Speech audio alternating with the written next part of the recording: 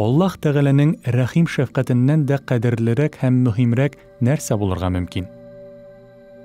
Моннан мәхрүм калудан куркынычрак һәм аянычрак нәрсә булырга мөмкин?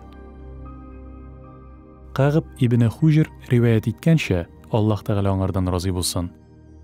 Бер вакыт Аллаһ Тәгалә илчесе саллаллаһу алейхи ва сәлям аңа минбәр әзерләргә боерган. Минбәр әзер булгач, ул аның буенча күтәрелә башлаган. Пәйгамбәрбез саллаллаһу алейхи ва сәлям бер баскычка күтәрелгән дә «Әмин» дигән. Икенче баскычка менгәч, ул тагын «Әмин» дип әйткән. Аннары өченче баскычка да менгәч, янә «Әмин» дигән. Минбәрдән төшкәч, сәхабәләр аның әйткән сүзләрен белергә теләп, Пәйгамбәр саллаллаһу алейхи ва сәлямгә мөрәҗәгать иткәннәр. Эй Аллаһ Тәгалә илчесе, без бүген синнән элек ишетмәгән сүзләрне ишеттек дигән. Аллаһ Тәгалә илчесе саллаллаһу алейхи ва сәлям түбәндәгеләрне әйткән. Мин беренче баскычка баскач, каршымда Җабраил алейхиссәлам пәйда булды. Һәм изге Рамазан айында Аллаһ Тәгаләнең кичерүенә лаек булмаган кеше аның рәхим шәфкатеннән ерак булсын диде.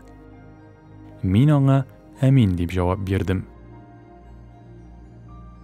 Икенче баскычка менгәч, ул синең исемеңне телгә алып яки сине искә алуларын ишетеп салават әйтмәүче кеше Аллаһ Тәгаләнең рәхим шәфкатеннән ерак булсын диде. Моңа да мин «Әмин» дидем. Өченче баскычка менгәч, ул миңа булай дип әйтте. Картайган ата-аналарының яисә аларның берсенең рәхмәтенә ирешмичә, җәннәткә керергә лаек булмаган кеше Аллаһ Тәгаләнең мәрхәмәтеннән ерак булсын диде. Һәм мин моңа «Әмин» дип җавап кайтардым. Ураза Аллаһ Тәгаләнең әмере һәм аны тотмаска нигезле сәбәбе юк икән. Ул һәр мөселман кешесенең бурычы булып тора. Шуңа күрә, бу бөек гыйбадәткә илтифатсызлык күрсәткәнче, Аллаһ Тәгаләнең мәрхәмәтеннән мәхрүм ителү ихтималын уйлагыз. Бу хакта Аллаһ Тәгаләнең илчесе саллаллаһу алейхи ва сәлямнең хәдисендә дә әйтелә.